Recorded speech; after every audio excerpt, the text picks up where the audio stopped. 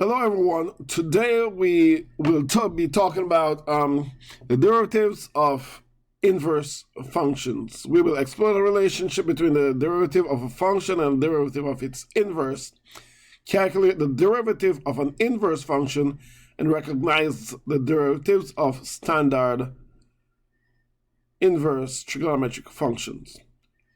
First of all, let's conduct a little exploration. Find the derivatives of the following functions.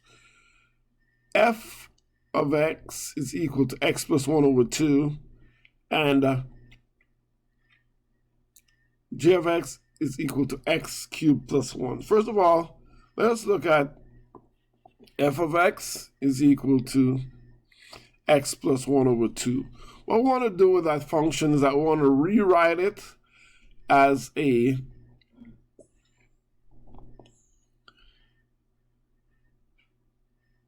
coefficient times x plus 1, the coefficient of 1/2 times x plus 1. You can pull the 1/2 in front. Then expanding this out, that would be 1/2 x plus 1/2. Okay, you could go directly from x plus 1 over 2 to 1/2 x plus 1/2. That's fine. The derivative of this would be just 1/2, because we treat this as a power function. 1/2 of x just becomes 1/2 because it's x to the 1 minus 1 is 0, x to the 0 is equal to 1, so f prime of x is equal to 1/2. Then let's look at g of x is equal to x cubed plus 1.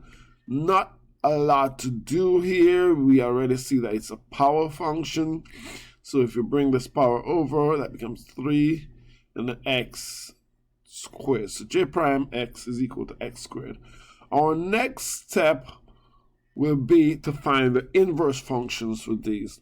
And the inverse functions for x plus 1 over 2 will be 2x minus 1. Now, for those of you who do not remember the steps in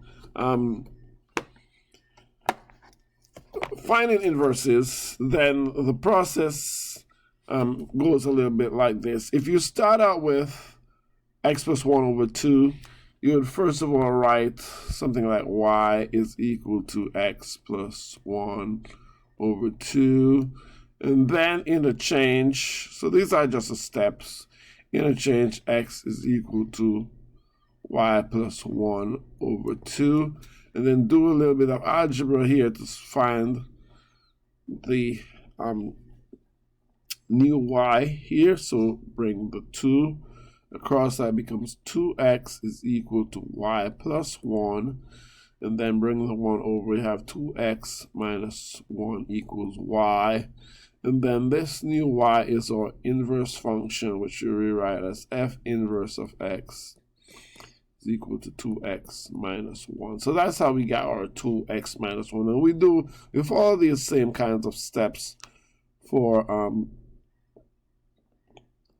finding inverse functions. Okay, we do the same thing for coming from g of x is equal to x cubed plus 1. When we finish this process, we end up with j inverse of x be equal to cube root of x minus 1. Next thing we want to do is to find the derivatives of our inverse functions. The derivatives of our inverse functions, f inverse derivative of x is equal to 2, because coming from our power function here, 2x, the x drops out, or if we raise x to the 1, that would be x to the 1 minus 1, which is x to the 0, and so that is just 1. 2 times 1 is just 2. Okay, and then for our derivative of our j inverse of x, we can convert or rewrite this as a power function, so that would be x plus 1 raised to the 1/3. Then using our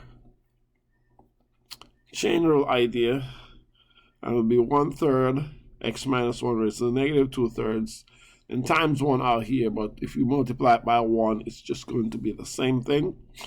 and then rewrite it in the same form as we had in the beginning.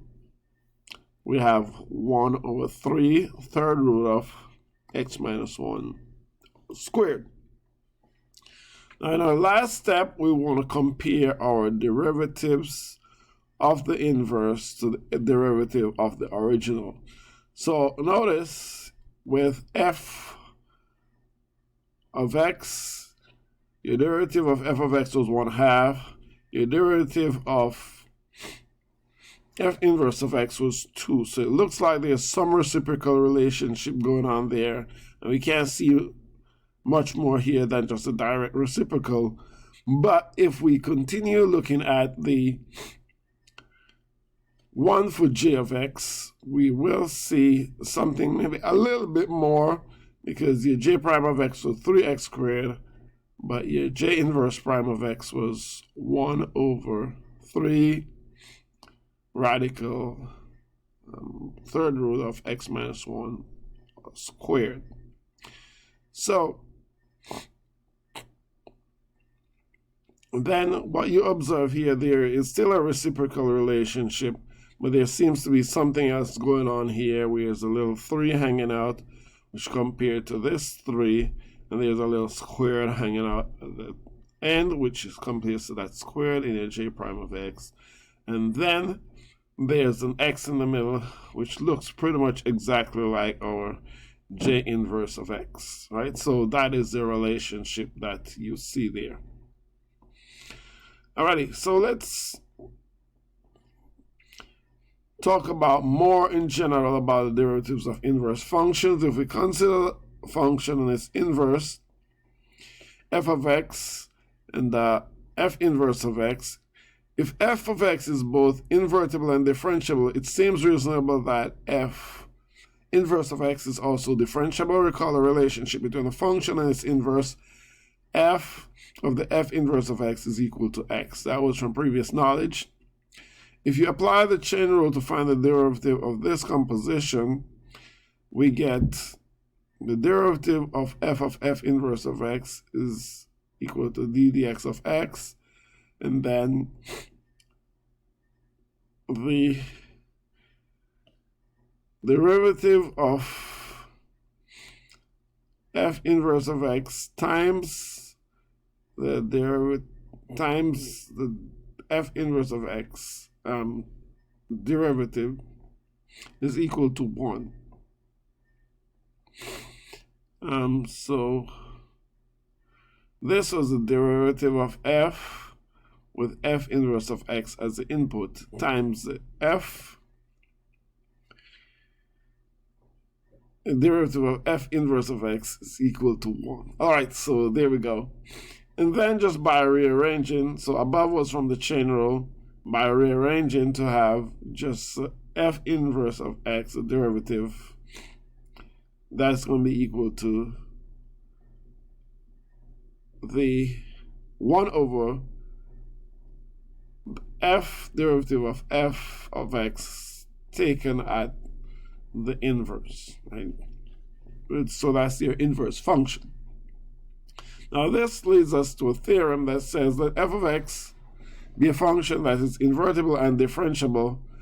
Let y is equal to f inverse of x be the inverse of f of x, and for all x satisfying, f of the f inverse of x not equal to 0, and dy dx is equal to d dx of the f inverse of x is equal to 1 over the f of x evaluated at f inverse of x. Alternatively, if y equals gx is the inverse of f of x, and dy dx will be equal to g prime of x equals f prime of the g of x.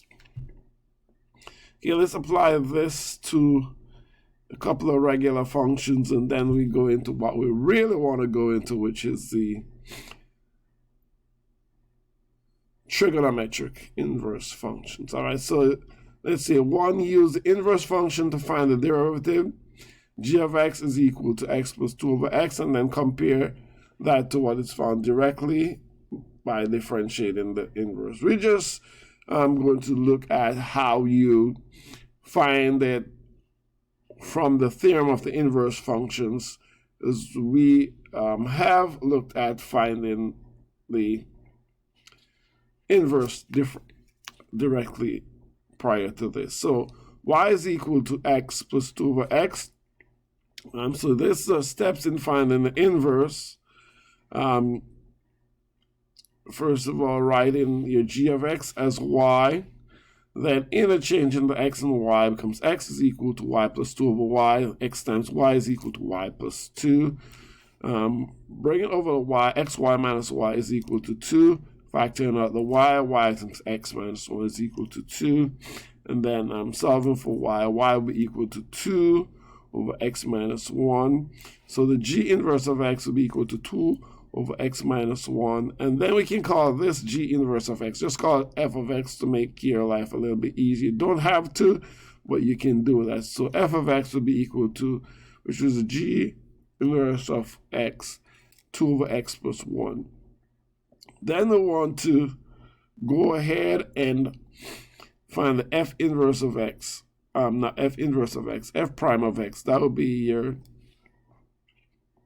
derivative of your inverse function. So let's do that.